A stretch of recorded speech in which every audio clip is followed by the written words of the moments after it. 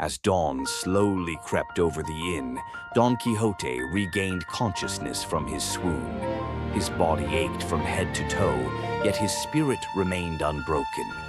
In the same solemn tone with which he had once addressed his squire in the Vale of Stakes, he now called out again, "Sancho, my friend, art thou asleep? Sleepest thou, friend Sancho?" Sancho's reply came instantly, heavy with bitterness and pain. Sleep, he said, was impossible, for it was clear that every devil in hell had made sport of him through the night. His body throbbed, his shoulders burned, and his patience was gone. Don Quixote, with grave seriousness, explained that this suffering was surely the work of enchantment. He insisted that the inn, the castle, was under magical influence. Before revealing more, he demanded that Sancho swear an oath to keep the matter secret until after his death. Sancho swore, though he muttered that he wished he could speak freely the very next day, for he hated keeping things bottled up. Don Quixote misunderstood this as impatience for his death, but Sancho clarified that it was only his dislike for secrets going stale.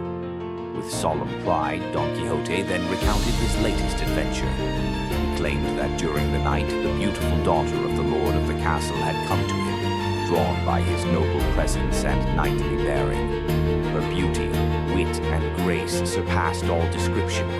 Yet, out of loyalty to his lady Dulcinea del Toboso, he refrained from indulging in temptation. Alas, fate, or enchantment, intervened.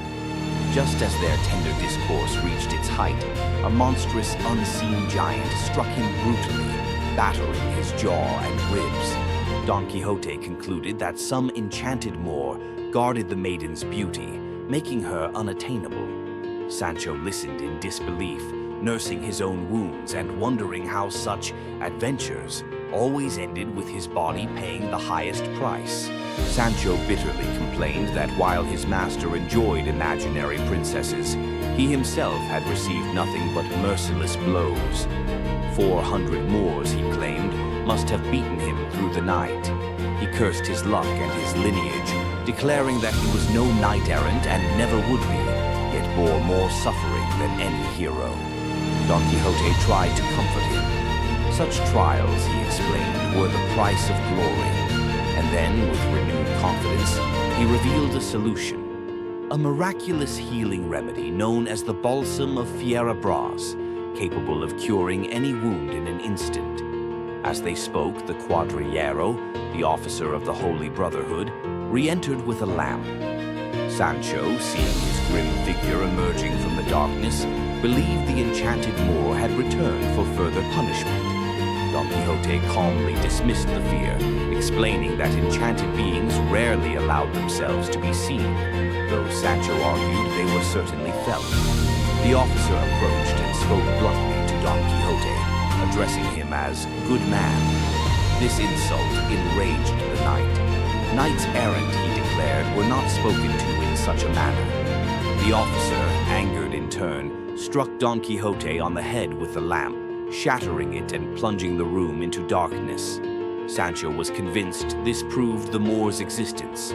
Don Quixote, bleeding and aching, accepted the blow as further proof of enchantment. Revenge, he reasoned, was useless against invisible forces. Instead, he commanded Sancho to fetch oil, wine, salt, and rosemary so that he could prepare the sacred balsam. Though aching terribly, Sancho obeyed. The innkeeper provided the ingredients, shaking his head at the madness unfolding before him.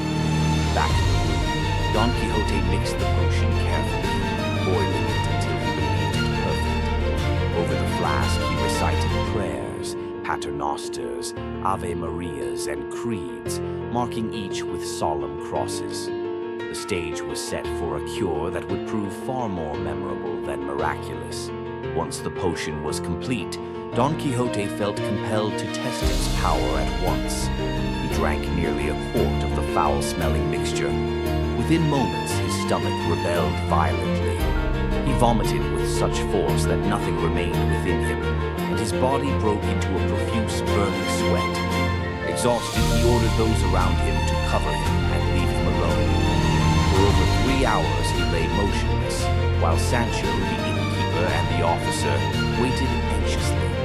At last, Don Quixote awoke feeling refreshed, light, and miraculously relieved of pain. Convinced of the balsam's success, he believed himself fully healed and ready to face any danger. Sancho, witnessing this apparent recovery, begged eagerly to try the remaining potion. Don Quixote agreed, warning nothing. Sancho drank nearly as much as his master, trusting completely in its power. But Sancho's body reacted very differently. Before vomiting, he was seized with unbearable cramps, retching, cold sweats, and faintness. He believed his final hour had arrived and cursed both the balsam and the thief who had invented it. When the worst came, his body expelled everything violently, leaving him utterly exhausted. Don Quixote observed calmly and concluded that the balsam worked only for knights. Sancho, furious and miserable, demanded to know why he had been allowed to drink it, if that were true. By the time the torment ended, Sancho was too weak to stand, while Don Quixote, full of confidence, was eager to depart at once in search of new adventures. Delay, he believed, was an injustice to the world that needed his protection. With great effort, he saddled Rocinante, helped Sancho onto his ass, and armed himself with a pike taken from the inn. All the guests watched in amazement, including the innkeeper's daughter, whom Don Quixote regarded with deep, romantic sighs. Thus prepared, the knight approached the innkeeper to deliver a formal speech of gratitude, one that would soon lead to yet another disaster. Standing tall in the saddle, Don Quixote addressed the innkeeper with solemn dignity. He thanked him for the hospitality of the castle and pledged eternal gratitude. Should the innkeeper ever be wronged, Don Quixote vowed to avenge him, for his sacred duty was to protect the weak and punish injustice. The innkeeper replied calmly but firmly. He had no need of vengeance, only payment. Straw, barley, supper, beds. The bill was due. Don Quixote froze. "Then this is an inn?" he asked. "Yes," replied the innkeeper, "a very respectable one." Don Quixote admitted his mistake, but declared that knights-errant never paid for lodging. Hospitality was their lawful right, earned through endless toil and suffering. Payment, therefore, was impossible. The innkeeper lost patience. Chivalry meant nothing to him. Money meant everything. Don Quixote responded with an insult, spurred Rocinante forward, and rode out without looking back. The innkeeper then turned to Sancho for payment. Sancho refused, insisting the same rule applied to squires. Furious, the innkeeper threatened force. Before matters could worsen, a group of playful lodgers, wool carvers, needlemakers, and fairgoers decided to amuse themselves. They seized Sancho, dismounted him, and wrapped him in a blanket. Laughing wildly, they carried him into the yard and began tossing him into the air like a dog at Shrovetide. Sancho's screams echoed across the inn, reaching Don Quixote's ears as he rode away. Sensing a new adventure, Don Quixote turned back at once. Don Quixote arrived at the inn gate to find it closed. Riding along the wall, he soon discovered the dreadful spectacle. Sancho rising and falling helplessly in the air, flung skyward again and again by laughing tormentors. Rage consumed the knight. He hurled curses and threats, invoking divine punishment upon the offenders, yet his bruised body prevented him from climbing the wall or dismounting effectively. The mockery continued unchecked. Sancho pleaded, threatened, cried. None of it mattered. At last, weary from laughter, the men released him. They placed him on his ass and covered him with his jacket. Maritornes, moved by pity, fetched him water from the well. As Sancho raised it to drink, Don Quixote shouted a warning, insisting water would kill him and urging him to drink the balsam instead. Sancho, furious, refused. He declared that he was no knight and had no wish to relive the horrors of the previous night.